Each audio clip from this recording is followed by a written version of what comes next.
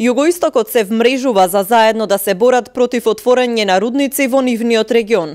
Граѓанските иницијативи почнуваат заеднички да делуваат и бараат итни средби со политичкиот врв на државата за запирање на рударскиот комплекс Казандол и Иловица. Валандовчани реагираат дека рудникот Казандол е во напредна фаза и таму воопшто не е запрена работата.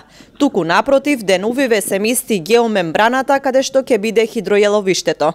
Има доста население засегнато од рудниците. Ние решивме да формираме една заедничка југоисточна иницијатива за против рудниците. Така да иницијативите од Валандово, Јевјелија, Богданци, Дојран, Иловица, Ново село и Горно Нагоричани направивме една мрежа од иницијативата, така да се состануваме еднаш месечно редовно за да изнајдеме нови начини на действување. Така да иницијативата минатата недела имаше состанок на кој што се изјаснивме дека треба да имаме средба со премиерот. Ја искористивме приликата што премиерот минатава недела беше во Смолари, му го кажа тоа наши луѓе, така да премиерот побара писмено да го известиме за нашето барање за средба.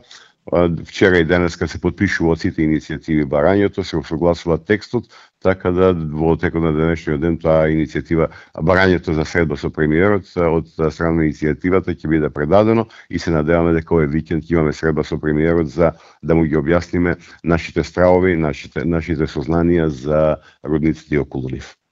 Од иницијативата Спас за Валандово велат дека очекуваат поддршка и од општината, бидејќи токму сегашното раководство беше меѓу најгласните поборници за референдум во Валандово, а вчера на одбележувањето на денот на ослободувањето на градот, оваа иницијатива доби и општинско признание за досегашната работа и активизам. За време на кампањата за локалните избори, премиерот Зоран Заев во неколку наврати зборуваше за рудниците во југоистокот и вети дека нема да се отворат.